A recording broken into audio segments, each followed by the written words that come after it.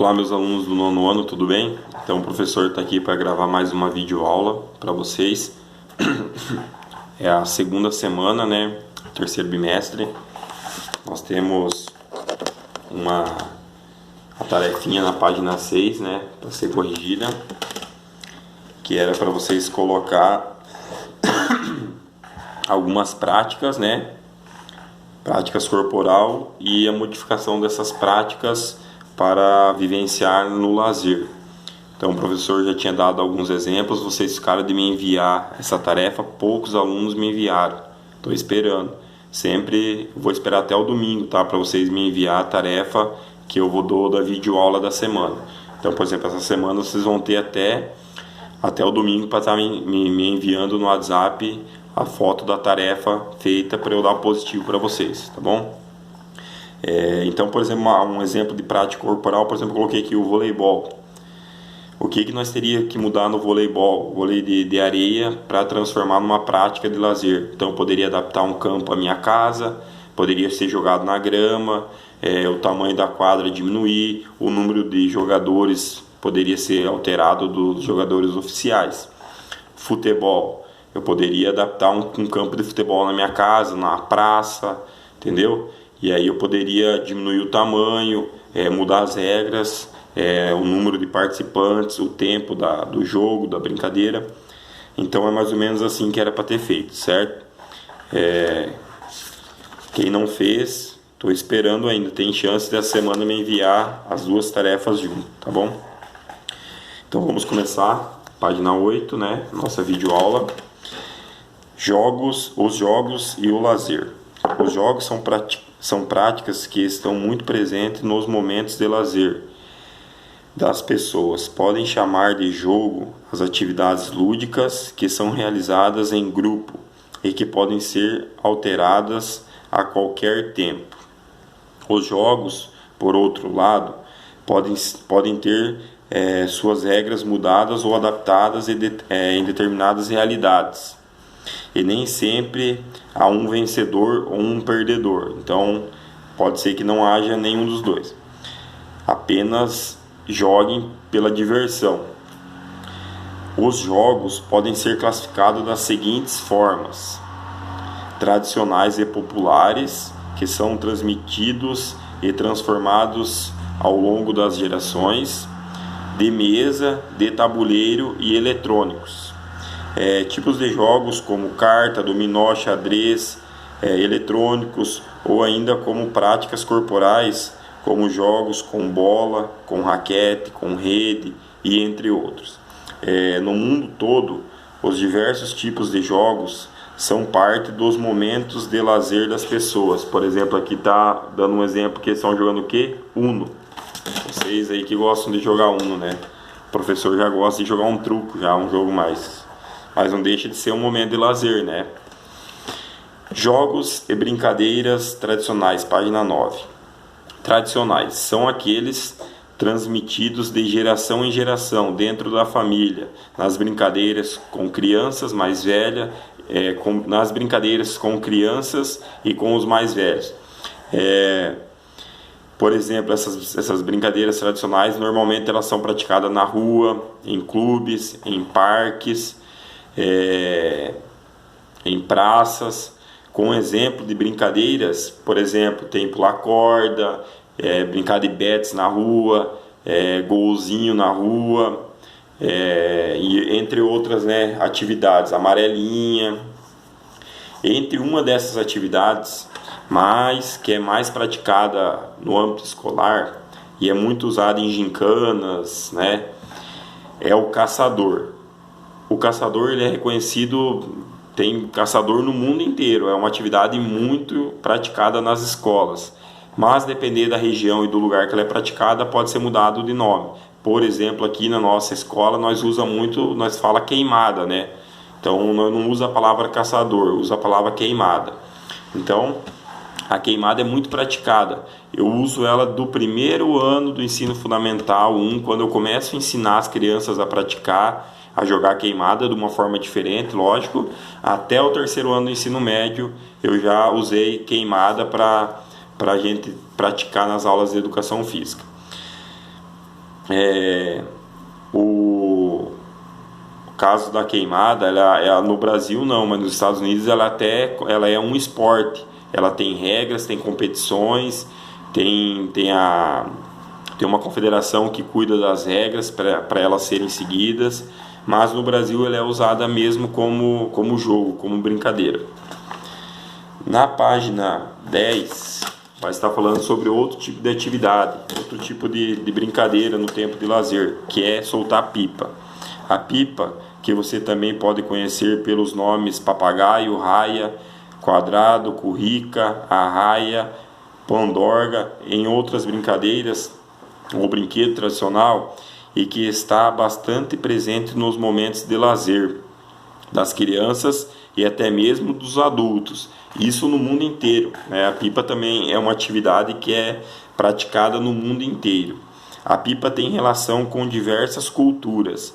Em muitos lugares do mundo é um símbolo de crenças e dos desejos das pessoas. Então a pipa também ela é muito antiga. Aqui, ó, vamos ver um exemplo aqui na China.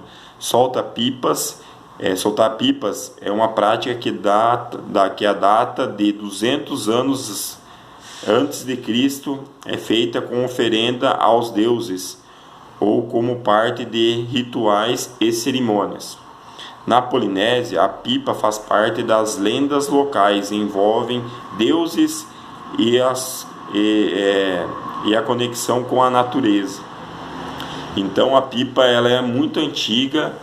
No Brasil a gente sabe que ela é muito popular, né? Principalmente pelas pessoas que têm pouca aquisição financeira. Então, de vez, se você construir uma pipa hoje, é muito simples e usa madeira, papel, cola e o barbante para você ter para segurar ela. Então, e ela pode durar muito tempo.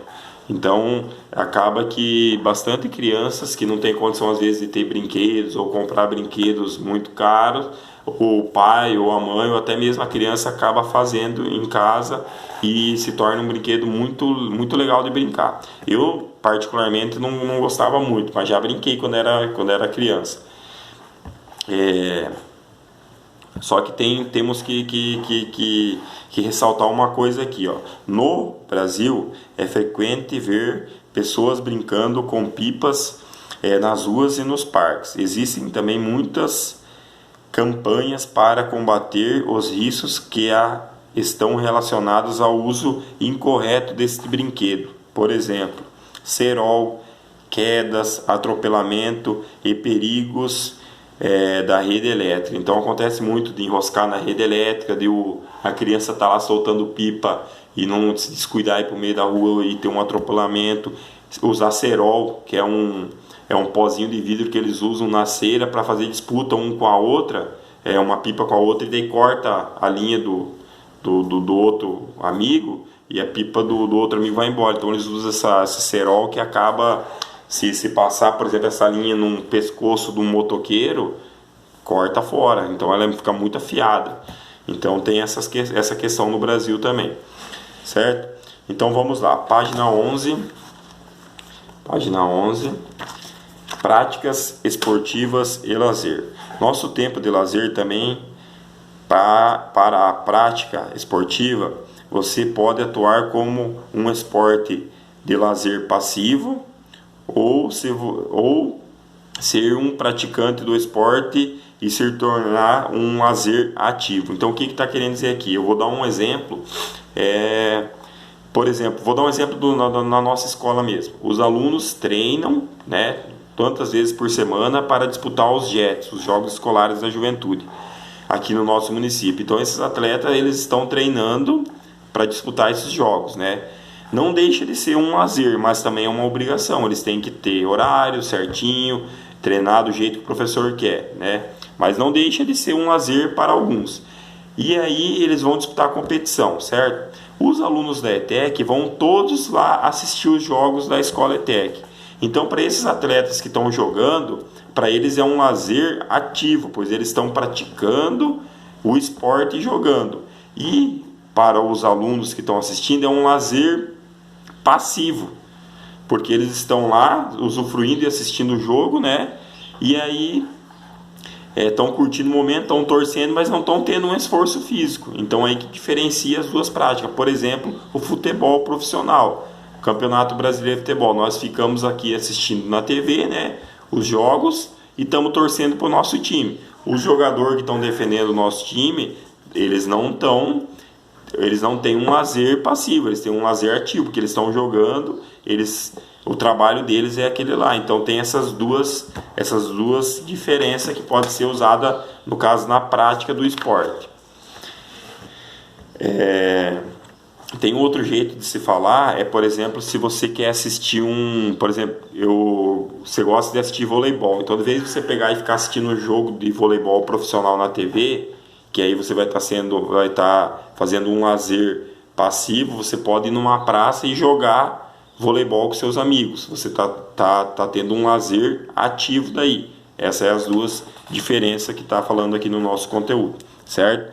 Bem fácil de entender isso aí. Aqui nós temos um exemplo de atividade, que isso aqui vai ficar de tarefa para vocês. A tarefa é o seguinte: agora que já estabelecemos uma relação entre esportes e lazer, reflita sobre as características próprias de cada tipo de prática esportiva. Depois preencha o quadro. Aspectos do esporte. Então, os aspectos do esporte são o quê? O objetivo, as regras e as técnicas, o desempenho dos atletas e a experiência com a atividade. Aí vocês vão diferenciar o esporte para ser visto, que é aquele que você vai assistir, vai presenciar numa TV, vai ir assistir num estádio, e o esporte para ser praticado, né? Então vamos dar um exemplo aqui, por exemplo, as regras técnicas. As regras são rígidas, exige-se alto nível do domínio dos fundamentos técnicos. E o esporte para ser praticado. Então as regras são flexíveis. Você vai lá na praça praticar um futsal. As regras são flexíveis e podem ser modificadas para atender o nível técnico dos executantes. Então, o esporte para ser visto, ele tem que ser as regras cumpridas certinho, o jeito dos atletas jogar, o comprometimento, para que o espetáculo seja bonito e o telespectador assista, né? E o esporte para ser praticado, por exemplo, que você vai praticar ali numa praça, você tem que adaptar as regras. Se você chegar lá e tiver só 8 pessoas para jogar futsal, você sabe que é 10 pessoas que jogam. Se tiver 8, vai jogar 4 contra 4. Você adaptou, diminuiu um atleta e não tem problema, vai jogar e vai se divertir. Então essa é a diferença. Eu quero que vocês preencham esse quadro aí. Se tiver alguma dúvida, entre em contato com o professor que eu explico melhor. Só entrar em contato no WhatsApp. Mas é bem assim igual o professor falou. E aí vocês têm a página 13 também de tarefa. Então essa semana vocês têm página 12, página 13 de tarefa. Vocês têm até domingo para estar me enviando essa tarefa. E quem não enviou ainda a tarefa da página 6 pode estar me enviando, certo? Que aí eu vou corrigindo e vou dando positivo. Próxima aula nós vamos fazer a correção dessas atividades aqui, certo? Um grande abraço para vocês. Espero que vocês estejam entendendo, né? Qualquer dúvida, estou à disposição. E aí nós vamos continuar com as nossas videoaulas desse jeito aqui, beleza? Uma vez por semana o professor manda, lá por quarta-feira. E aí vocês têm até o domingo para estar assistindo e fazendo as atividades, certo? Um grande abraço, até a próxima aula.